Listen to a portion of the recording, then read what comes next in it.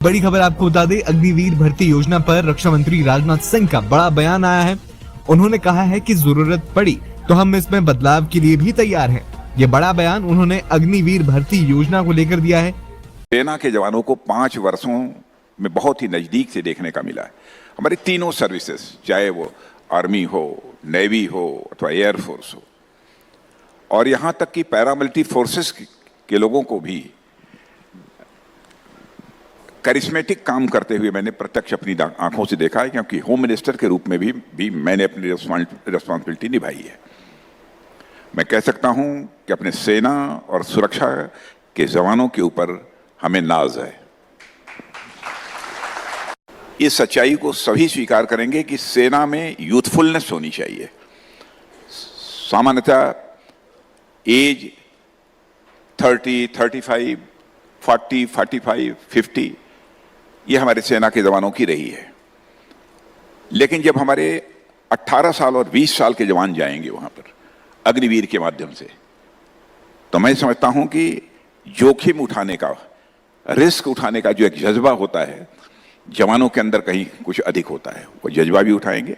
वैसे हमारे जिनकी एज भी अधिक हो गई है, हमारे जवान पूरे जज्बे के साथ अपनी रिस्पॉन्सिबिलिटी का निर्वाह कर रहे हैं, इसमें कहीं दो राय नहीं है। लेकिन आज टेक्नोलॉजी का युग है, हमारे नौजवान टेक सेवी भी होने चाहिए, टेक्नोलॉजी के संबंध में भी उनको जानकारी होनी चाहिए।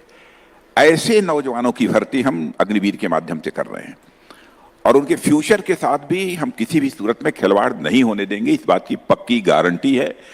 उसके लिए जो कुछ भी सिस्टम में चेंज लाया जा सकता है अथवा फर्दर उनके फ्यूचर को देखते हुए सर्विसेज में जो रिजर्वेशन वगैरह का प्रोविजन है, यह सब हम लोगों ने इंश्योर किया है।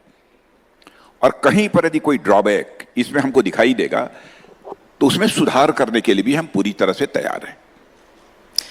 बहुत बड़ी बात कही आपने कि है चेंजेस लाने में भी जिस तरह की जरूरत होगी, यदि आवश्यक हुआ तो।